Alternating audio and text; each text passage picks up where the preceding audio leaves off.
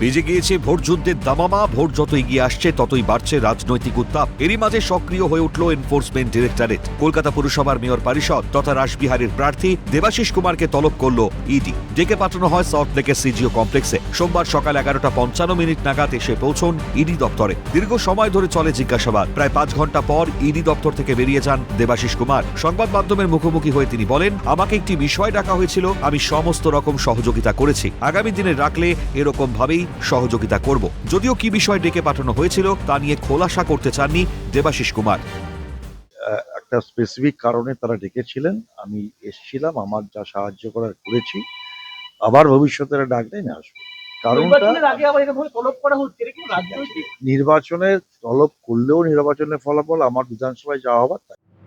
তবে সূত্র বলছে মূলত পুরনিয়োগ দুর্নীতি মামলায় নাম জড়িয়েছে তার। সেই মামলাতেই জিজ্ঞাসাবাদের জন্য ডেকে পাঠানো হয় দেবাশিস কুমারকে। প্রসঙ্গত, গত শনিবার দুজন ব্যবসায়ীর বাড়িতে তল্লাশি অভিযান চালানো হয়েছিল ইডির তরফে। উদ্ধার হয় সেখান থেকে কিছু নথি। সেখান থেকে উঠে আসে দেবাশিস কুমারের নাম। শুধু তাই নয়, বেআইনিভাবে অনেক জমি দখলের অভিযোগ ওঠে একটি সংস্থার বিরুদ্ধে। সাধারণ মানুষের জমি হাতিয়ে নেওয়ার অভিযোগে বেশ কয়েকটি মামলা দায়ের হয়। তার ভিত্তিতেই শুরু হয় তদন্ত। সেই সূত্র ধরেই মূলত তলব দেবাশিসকে।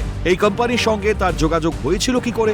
জমি কেনার ক্ষেত্রে তার কি ভূমিকা ছিল? কোনো আর্থিক লেনদেন হয়েছিল কিনা? এই সমস্ত বিষয় নিয়েই জিজ্ঞাসাবাদ করা হয় বলে সূত্রের খবর। তবে বিধানসভা ভোটের আগে এই ঘটনাকে ঘিরে তুঙ্গে জল্পনা। ক্যামেরায় সমীরণ হাওলাদারের সঙ্গে দীপাঞ্জনা সাউ, সত্যজিৎ মুখোপাধ্যায় ও শুভদীপ মান্নার রিপোর্ট, ক্যালকাটা নিউজ।